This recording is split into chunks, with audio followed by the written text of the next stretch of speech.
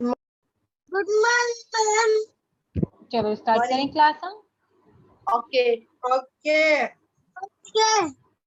Screen share हो रही है सभी को। यस। Good morning everyone. आज की क्लास में हम चैप्टर नंबर 1 पढ़ेंगे। चैप्टर का नाम है भारत की सांस्कृतिक तथा प्राकृतिक धरोहर का संरक्षण व सम्मान। इस पाठ में हम पढ़ेंगे कि संस्कृति क्या है, संस्कृति का महत्व और उसका संरक्षण। सेकेंड पढ़ेंगे सांस्कृतिक और विरासत धरोहर।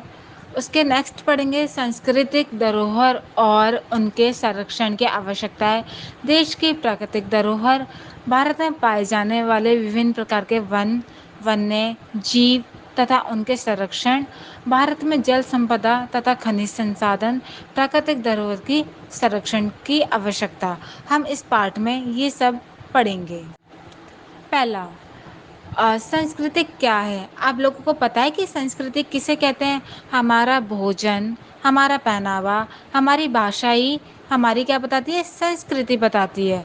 जो भाषा हम बोलते हैं या हम जिसकी पूजा करते हैं या इबादत करते हैं, पहले से ही ऐसा होता रहा है कि हमने सिर्फ उसे अपनाया है। सांस्कृतिक हमारे जीवन जीने का तरीका है जो हमें हमारे पूर्वजों से उत्तराधिकारी में मिला है, जैसे कि कला, संगीत, साहित्य, वास्तुविज्ञान, शिल्पकला, दर्शन, धर्म और विज्ञान। ये सभी हमें अपने पूर्वजों से प्राप्त हुई है। नेक्स्ट पढ़ेंगे संस्कृति की सामान्य विशेषताएं। आप लोग जानते हैं कि संस्कृति की सामान्य विशेषताएं कितनी होती हैं? संस्कृति की 4 सामान्य विशेषताएं होती हैं। पहला, संस्कृति सीखी जाती है और प्राप्त की जाती है।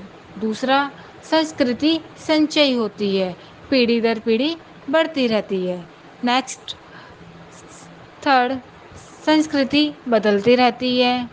फोर्थ, संस्कृति में भिन्नता होती है। आइए हम देखते हैं कि संस्कृति की सामान्य विशेषताएं कौन कौन सी होती हैं। पहला, कि संस्कृति सीखी जाती है और प्राप्त की जाती है। जैसे कि हम जानते हैं कि व्यक्ति अधिकतर सामाजिक और सांस्कृतिक व्यवहारों को पूर्वजों से प्राप्त करता है। इन्हें वह उस समूह से और समाज से सीखता है जिसमें वह रहता है। जैसे कि हम कौन सा त्यौहार कैसे मनाते हैं। आप लोगों को पता है आधे से ज़्यादा चीज़ें हम समाज के द्वारा ही सीखते हैं। जैसे कि कौन सा त्यौहार कैसे सेलिब्रेट होता है, लोहड़ी कैसे मनाते हैं, दीपावली कैसे मनाते हैं, ये सारी चीज़ें हम पहले से तो सीख कर नहीं आते, लेकिन हम समाज को देखकर ऐसे करके वही त्यौहार हम मनाते हैं। आइए नेक्स्ट पढ़ते हैं। नेक्स्ट हमारा संस्कृति संचयी होती है और पीढ़ी दर पीढ़ी बढ़ती रहती है। संस्कृति में ज्ञान एक पीढ़ी से दूसरी पीढ़ी तक हस्तांतरित होता रहता है। जैसे जैसे समय बीतता जाता है, ज़्यादा से ज़्यादा ज्ञान उसमें जुड़ता जाता है। पीढ़ी दर पीढ़ी यह आगे बढ़ता रहता है। ये चक्र बदलते रहने के साथ एक खास संस्कृति के रूप में विकसित हो जाता है। जैसे कि पहले क्या थी, संयुक्त परिवार की क्या थी, पहले संयुक्त परिवार था, अब धीरे धीरे एकल परिवार होने लगा है। पहले महिलाएं लहंगा ओढ़नी पहनती थी, लेकिन अब सूट सलवार पैंट शर्ट पहनती है।